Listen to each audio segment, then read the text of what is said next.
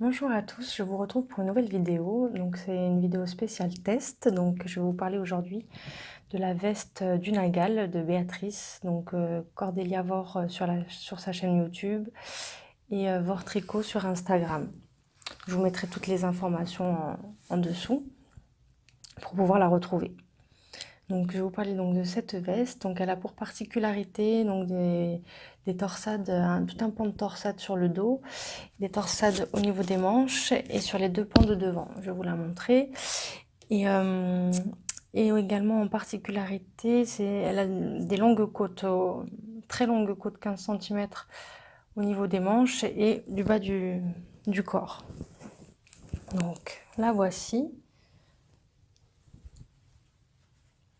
Voilà. Ça c'est le dos avec le pan de torsade qui est super beau, l'entrelacé de torsade. Les manches. Après je vais vous l'enfiler.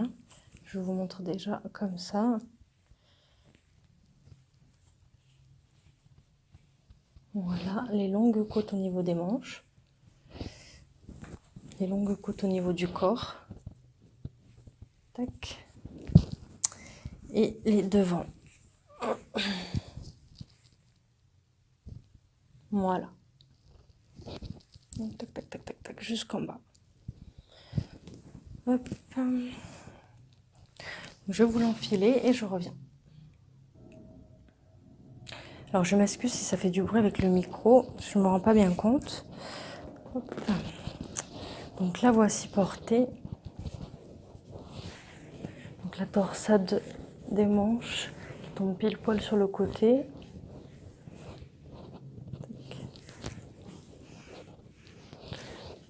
Le dos.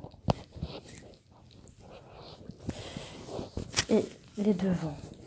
Attendez, je vais me reculer un peu plus.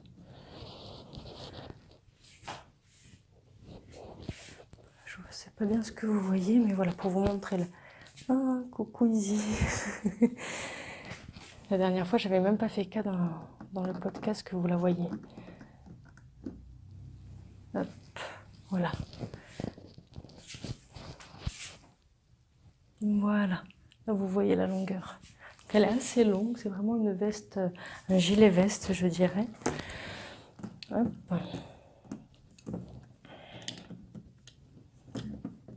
je reviens, excusez-moi.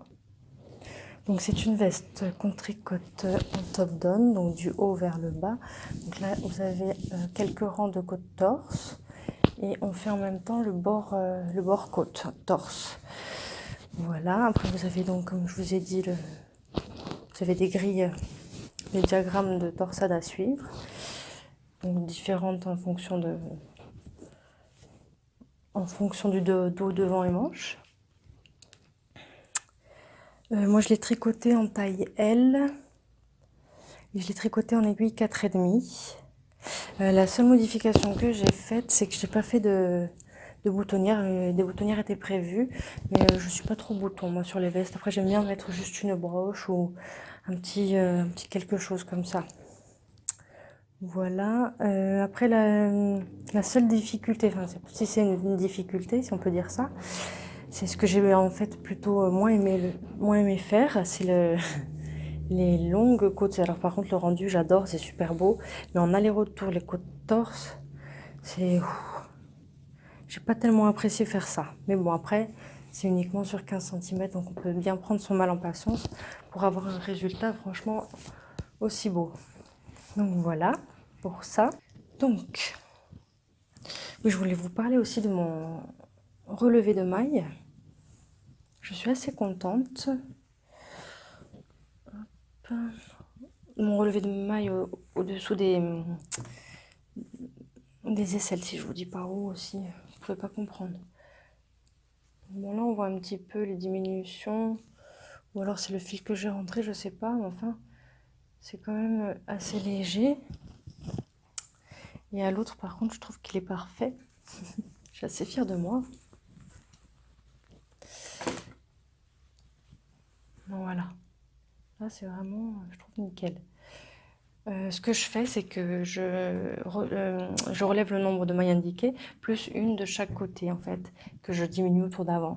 Même si au premier tour, on doit faire des diminutions, eh ben en fait, je me fais 2 rangs avec des diminutions. Le premier, donc celui du patron, par exemple, et le deuxième, ce sera pour diminuer les mailles que j'ai rajoutées. Juste au départ, en fait, je fais comme ça. Du coup, j'ai pris des photos que je vous mettrai portées, du coup. Et après, si vous voulez aller voir ma fiche Ravelry, il y est, il n'y a pas de souci. Et j'ai utilisé au niveau du métrage 1658 mètres.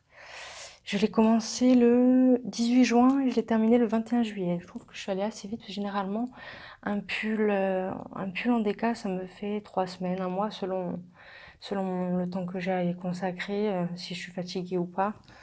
Et donc là, pour une longue veste comme ça, je trouve que j'ai été quand même assez rapide. Pour moi. Donc, je vais vous parler de la laine. Donc, la laine, je vous en avais déjà parlé un petit peu. Si vous suivez mes podcasts, vous l'avez vu, hein. Donc, c'est celle-ci, c'est la Savoie de chez Textile de la marque. Donc, c'est 60% laine, 30% nylon et 10% angora. C'est pour ça qu'elle est un peu poilue, je sais pas trop si on voit. Pas tellement. Et c'est coloris fauve. J'aime beaucoup cette marque en fait. Donc, du coup, voilà. Et pour parler un petit peu du modèle. Ah oui, pardon. Je m'éparpille. Donc, du coup, la veste, je l'ai tricotée en 4,5 pour le corps et en 4 pour les côtes. Et j'ai fait un rabattage étonnamment élastique de Judy. Voilà, c'est ça. Non, en plus, c'est même pas ça. Pas du tout. Pas du tout, du tout. C'est. Comment il s'appelle celui-là? Ah, mais je m'en souviens plus. Non, c'est pas ça du tout. C'est un rabattage tubulaire. Je me souviens plus du nom, mais c'est un rabattage tubulaire. C'est pas le étonnamment élastique. Je vous mettrai le nom, mais c'est pas ça. Voilà. Et oui, donc pour vous parler du modèle, donc c'est le Dunagal. En fait, il tient son nom de la ville d'Onegal en Irlande.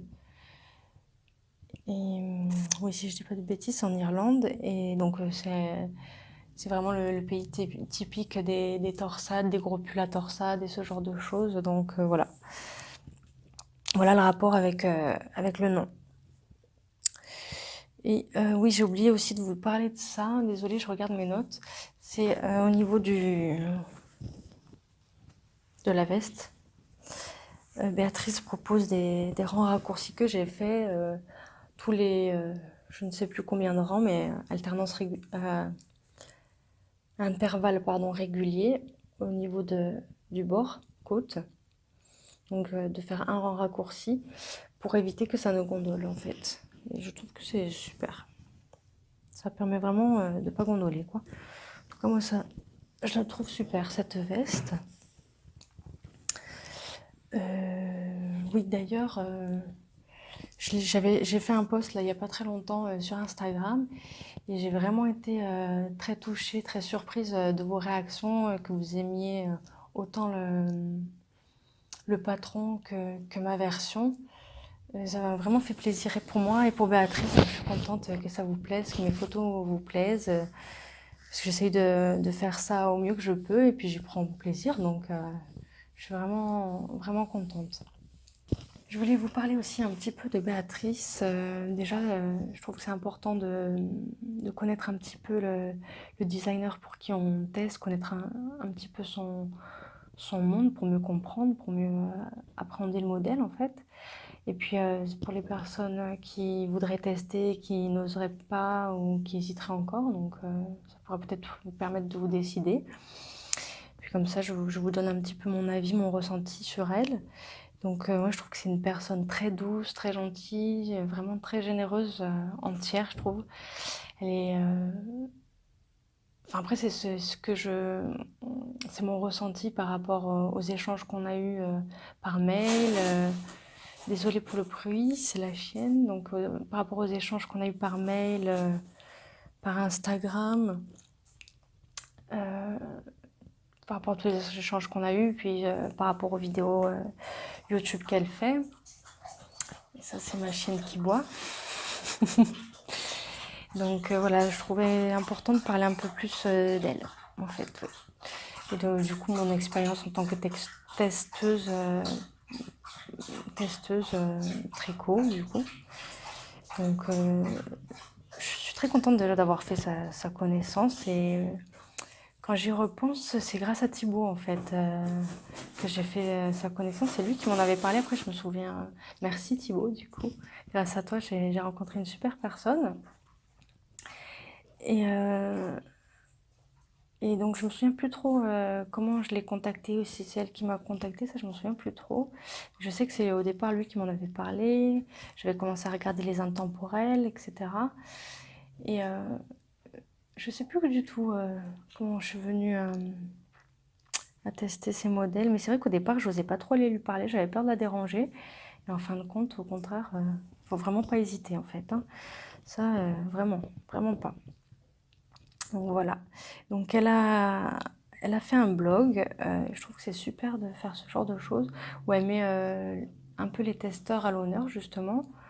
Et je trouve que c'est super, c'est vraiment super sympa. Et donc dans son blog, il y a donc je vous en ai déjà parlé, je crois, dans mon dernier épisode. Dans son blog, il y a donc des articles qu'elle va publier régulièrement. Là, il y en a déjà un sur la laine. Sur les différentes laines qu'elle aime utiliser, qu'elle aimerait utiliser. Les laines un peu comment rustiques. Après, il y a également les tests en cours. D'ailleurs, petite parenthèse, il y a le sweater Archange. Donc, je ne sais pas si vous avez vu passer le bonnet Archange, donc avec la dentelle et des côtes torse. Donc là, il y a le sweater qui est en test et qui est gratuit et qui sera gratuit. Donc, si ça vous intéresse de le tester, moi j'ai commandé la laine et j'ai hâte qu'elle arrive pour pouvoir le commencer.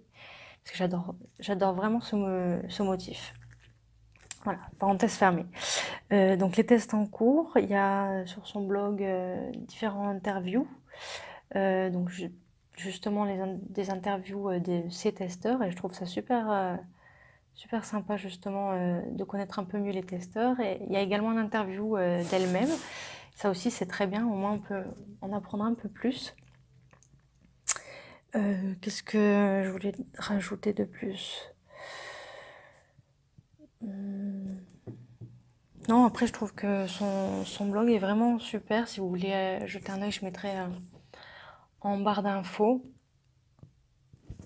Mais je trouve que ce qu'elle fait, c'est vraiment super et elle mérite vraiment d'être connue. Et je trouve déjà qu'elle est pas mal connue. Après, je ne me rends pas compte par rapport à certains autres. Mais je trouve qu'on en parle quand même. En tout cas, dans les podcasts que je regarde, il y a pas mal de personnes qui en parlent ou qui testent justement pour elle. Donc après, oui, peut-être effectivement qu'elle a plus de testeurs qu'il y a quelques temps. Tant mieux, je suis contente. Mais en tout cas, elle gagne à être connue si elle ne l'est pas encore assez. Mais vraiment, je suis vraiment super contente de pouvoir l'aider en faisant les photos, en faisant les tests, etc. Voilà. Donc voilà, c'est tout ce que j'avais à vous dire sur cet épisode pardon, spécial test. J'espère que ça vous aura plu et je vous dis à bientôt pour un podcast tricot. C'est une bonne journée.